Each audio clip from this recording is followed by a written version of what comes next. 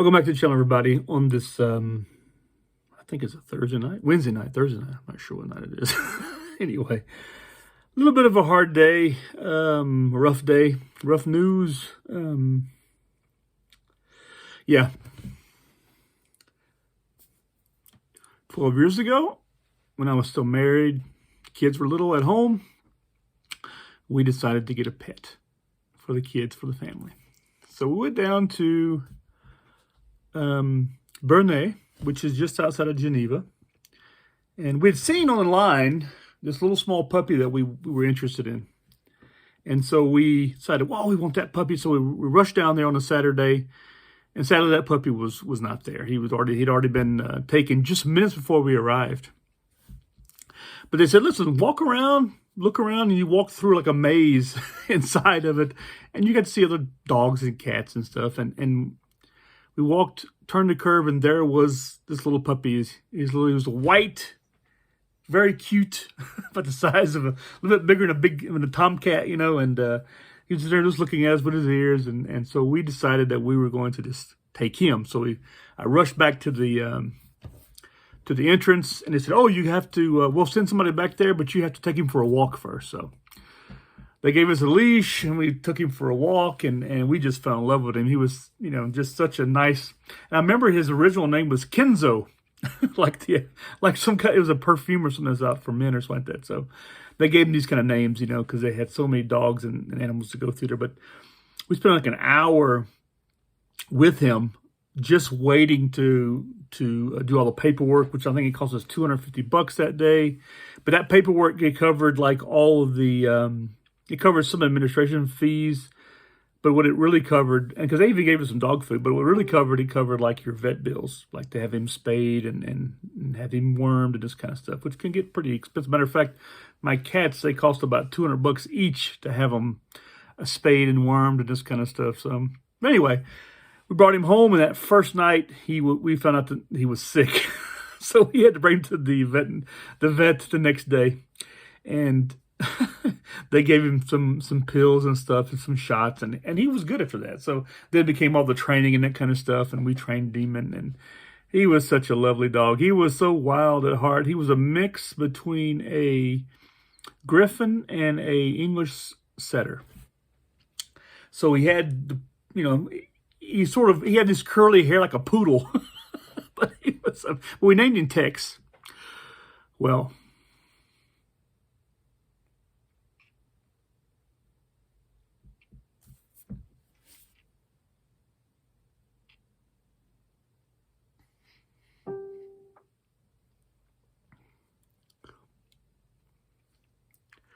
I do apologize.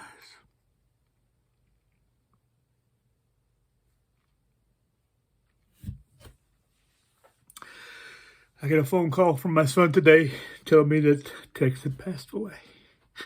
He was 12 years old.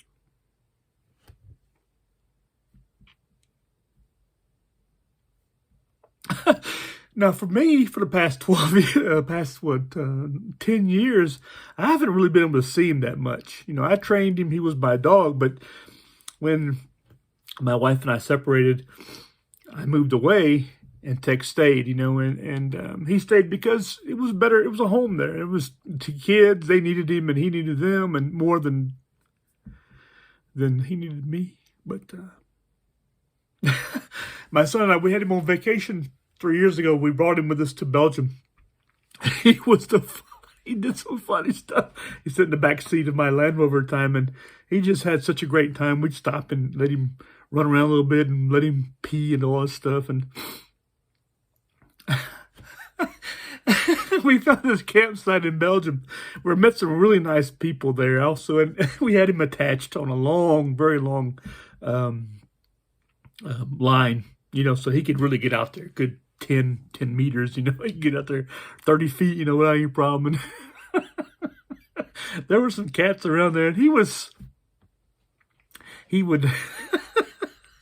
he would go out there, and he would just like stretch that line out as far as he could. And he'd bark at those cats that come up, and they kept their distance. They stayed away from about 5 meters, you know.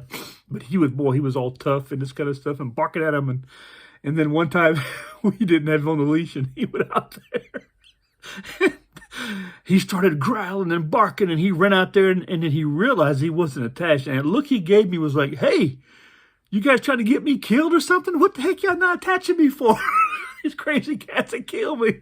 He was afraid of everything, but he was so nice, and he loved everybody. We also had a neighbor had a little puppy dog, a little Jack Russell, and his name was Elton, like Elton John.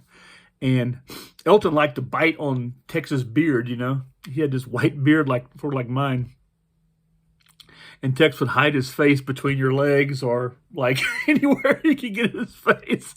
Stay away from Elton because Elton annoyed him so much. But, you know, he was a good boy. Oh, man, we'd take him on runs with us, you know, and he would get out there and he would just, we took him off the leash because we weren't really worried about him not coming back because he really was we were all part of the same tribe, you know, and so he loved being with us and we loved being with him. But anyway, 12 years old, that's 84 years in human. So he lived a long life, I guess, for a dog, 12 years. But and he'd been having some trouble for the past couple of years. You know, he had a bit of arthritis and his hips weren't that great. And so he couldn't do all the things he used to be able to do. But he was a happy dog. And he, you know, he had the funniest eating habits. We'd put his food in a bowl in the morning. And we'd measure it out because I remember we had to, you know, we followed all the rules. We didn't want him to get fat and all this kind of stuff. We wanted him to be healthy, and we got him really good food. He would eat exactly half the bowl. I mean, you would go and look like after he finished eating, and there'd be a line down the middle with croquettes on one side, and the other side would be empty. And then at the end of the day, he would go back in and he'd eat the rest of them. Dog had OCD, I swear to God. But these are all good memories we had. And my daughter and he were best of friends. And there's so many pictures that we have of the both of them together. He would just loved her to death. When she was there, he slept in her bedroom on the floor. He would snore. He just loved her, you know. And sadly, you know, I've seen him a few times, you know, in the past years. And he always knew me. I could give my finger like it's right here, and he would sit, and I would put the finger down, and he would lay down. If he saw a car, he would stop and sit because he knew that cars were dangerous. So he would stop and sit. He was funny. But you know, he just, you know, they found out, I think, my ex-wife, he was feeling sick or something. He wasn't doing very well these past couple of days. So she brought him to the veterinarian, and she was going to go pick him up, and she got a phone call that he had passed away. He had a brain tumor, and I think he'd erupted, and it was very quick. And yeah.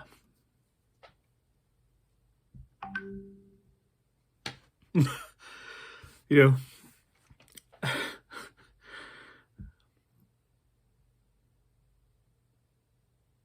I never thought I'd feel this way about a dog.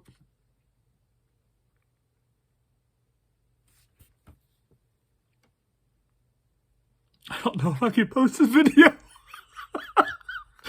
Me sobbing on a video about a dog, but I mean, he was just such a special character in our lives, you know, and he was our family pet, you know, for the whole family, basically. And excuse me. No, I think I'm more worried about my daughter and my ex-wife, you know, because they had him, you know. So